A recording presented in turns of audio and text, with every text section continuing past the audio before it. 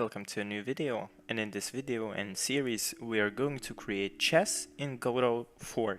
I believe that if you follow this tutorial, you will become better at math and knowing how to use math to program, as well as know some knowledge of vectors. And this series can help you grow and expand your knowledge on how to build table games. I have made assets containing a chessboard with some pieces, black and white, and some more indicators. Now, if you want to download them, they will be in the video description, and feel free to follow along, use them, program, or just relax and try to understand it. Hope this will be helpful, and let's get started. Now first, let's create an assets folder, and into assets I'm gonna put all my assets I made. Now let's create a 2D scene, name it main, attach a camera 2D to it, as well as canvas layer. Now save it, let's create a new folder, name it scenes, and here it's gonna be main. Now we're gonna create a new scene, other node, and it's gonna be sprite 2D, name it board. To this we will add a simple node 2D, name it pieces, then it will be node 2D, another one, dots, and finally it's gonna be another sprite 2D with a type with a name of turn. So basically on this node we're gonna put all the pieces, on this we're gonna put all the dots of the position when making a move, and on turn we're gonna put a sprite on whose turn it is. So on board I'm gonna put the texture I made. We can see it already, but if we zoom in, you're gonna see that it's low quality, so you have to go to project settings, then go to rendering, textures, and then here linear, set it to nearest, close it, and it's gonna be full quality. And now finally we're gonna create a new script and call it chess. Now here we're gonna write a const, of course. Let's start with simple things, and it's gonna be board underscore size, and it's gonna be 8.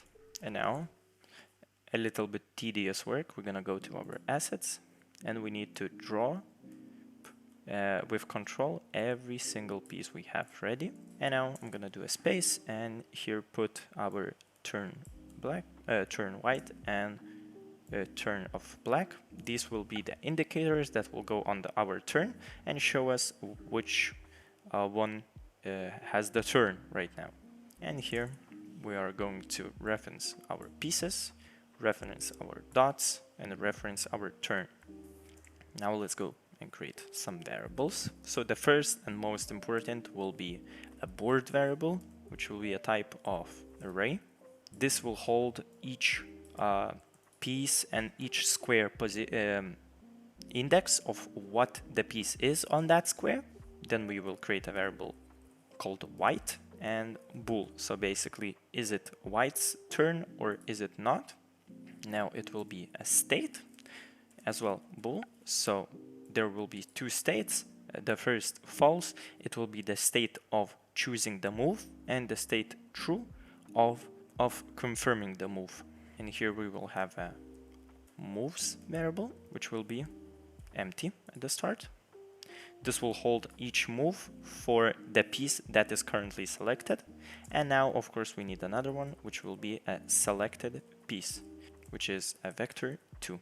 And I know that there are tutorials that are doing things differently. This is how I came up with the solutions. Note that everything I wrote is just my work. So what I did here was that if it's minus numbers, it is black piece, and if it is positive number, it's a white piece. So -6 is black king, -5 is a black queen, black rook, black bishop, black knight, black pawn. And now if it is 0, that means that the square is empty. And now the same goes for positive numbers: white king, white queen, white rook, white bishop, white knight, and white pawn. There might be a better solution. It doesn't really matter because we are here to learn and there's different methods you can use in programming. And now let's go to our ready function. And here, the first thing we need to do is set how the current board looks like. So it's gonna be board append. It's gonna be a simple grid. So here, this square is 0, 0, this square is 1, 0, this square is 0, 1, and so on. So append, and now we are appending from the bottom. So first it's gonna be the white pieces, and then it's gonna be the black pieces. Here it's gonna be an array 4, 2, 3, 5, 6, 3, 2, 4. Now we basically copy it, paste it, and here it's gonna be 1, 1, 1. The entire row is the pawns. Now we can copy this, paste it here, and I'm using Control D to select all the ones, and it's gonna be a 0. We're gonna paste it 3 more times. Now 4 rows of that, and now I can copy this, and here select every one, and in front of it put a minus, and again copy this, and if in front of every number put a minus. So this is pretty much how our board looks like at the beginning. And now we actually need to display the board. So display underscore board. And here we do not need the process. So here it's going to be a new function, display underscore board. Now we're going to go to the top once again, and here add a constant of cell width, and it's going to be 18. And now we're going to go and create a new scene, sprite 2D, and it's going to be texture underscore holder. So basically we are instantiating each piece, a placeholder for it, and putting a texture on it. At the top here, let's drag our scene in here. Let's go for I in our board size. Here we will go for J in board size again. And here we are going to create a variable of a name of, let's say, holder equals, and it's going to be our texture holder. We will copy this, go here, and instantiate. As you can see already, we can see, and we have instantiated it. And here, to our pieces node, we will add the children. So add underscore child, and here it's going to be a holder. So basically under pieces right here, we will put all the texture holders for our pieces. And now the last thing we need to do is set the position of the holder. And here we're gonna do holder dot global position equals to vector 2. We're gonna add basically j times cell width plus half of the cell width. So we want to start it at the center of the first cell, so that's why we do that. And then comma, copy it, and instead of j it's going to be minus I, and here it's going to be not plus but minus half of the cell. And here we need to set the actual texture, so it's going to be match. We're going to use the match statement, and here we are going to choose j and I. So what this does, we'll look at the index from our board from at the cell of j and I, and it will look at these numbers right here. And what we're gonna do now is, if it is minus 6, let's say, then it's gonna be holder dot texture equals black underscore king, black queen minus 4, black rook minus 3, black bishop, black knight, black pawn. And now when it's 0, it's gonna be holder dot texture equals to null. And now here we do the same for positive, so I'm gonna copy this, paste it, and remove all the minuses. And here I'm gonna change to white. A mistake I made is we need to put I and j So it should be in this order. And now if I start the game, there we go. We can see the the board rendering with all the pieces we need. What we are going to do now, try to get the input from the user. So function underscore input. And here we are going to do if event is input event mouse button and event is pressed. Then we will check if the event dot button underscore index is equal to left underscore mouse button. And now what we need to do is check if the mouse is out of the board range. So if is mouse underscore out, then we will just return and not do anything with the input we have been given. And here we're going to create a new function, is underscore mouse underscore out. And here what we're gonna do is use a really good command, get underscore mouse underscore global position dot x.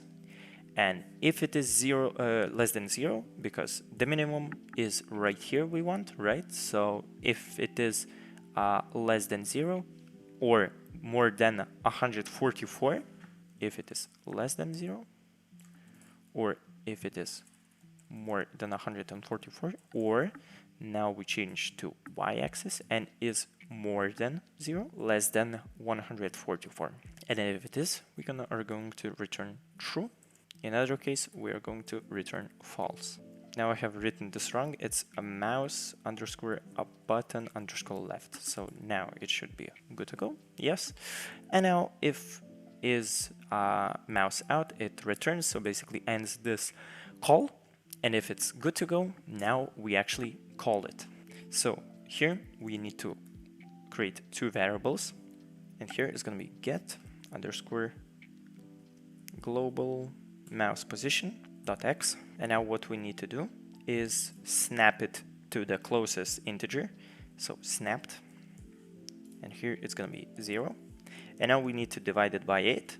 So what this essentially does is we get the position of our mouse x-axis, then round it up, the x index of our board selected basically square. So if we go here, and for example my mouse is here, then what the script does is snaps my mouse to the middle of a square and then just divides it by 18 pixels. And we know that this square right here in x-axis is 3. And now we need to do the same for the y-axis. So mouse position dot y, snap it and divide it by 18. Or of course we actually should do width. And now what we need to do for our y-axis as well, because it is the minus axis is abs, so absolute position, which basically means this will give us a positive number. Now we can actually check it if it works. So var1 and var2. And if I press, for example, on this, it should be 0, 0. Yes, it is. And now if I go to this, it's going to be 7, 7. That's correct. If we go here, it's 5 and 4, which is also correct. And if we press anywhere outside the thing, we can see that nothing happens because our is mouse out worked. And now instead of print, we can actually do something. So if our state is false, because we are in the selecting piece state, and if is white, and we need to check if the piece we have selected is actually the white piece. If it is a white's turn, var2.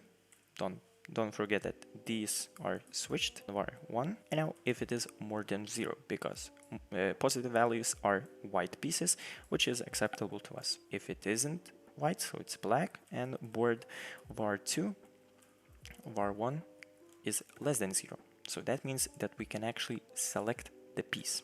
And now here it's going to be show underscore options. So it's going to display dots at the places we can actually move. We're going to put our selected underscore piece into a vector 2, and it will be var2, var1. Switch the state to true. We need to create a new function, which will be show underscore options. And here we are going to set our currently available moves to get underscore moves, which will be another function which will get us the moves we need, which we will actually do in the next video. Here, if moves are equal to nothing, that means that the piece has 0 moves, and we won't go back to the other state of selecting the piece, and then we return. Now, if there are moves, we are going to show the dots on the board. And now we need to create a function of show dots for I in moves.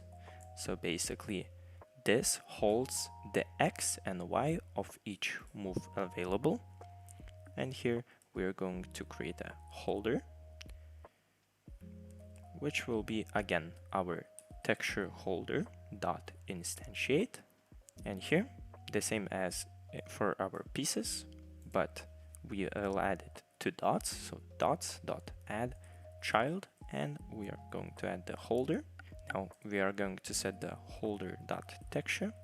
We need to go up, and here import our piece move. So piece underscore move. And here the last thing we need to do is set the global position, which will be a vector 2. And here it will be I.y times the cell width plus cell width of 2. And we can copy and paste it between the comma. And instead of I.y, it's gonna be minus I.x, because this I holds 2 indexes, x and y of each move. And now instead of plus, it's gonna be a minus. And we are pretty much it with today's tutorial. So I hope this was helpful. Have a nice day, and goodbye.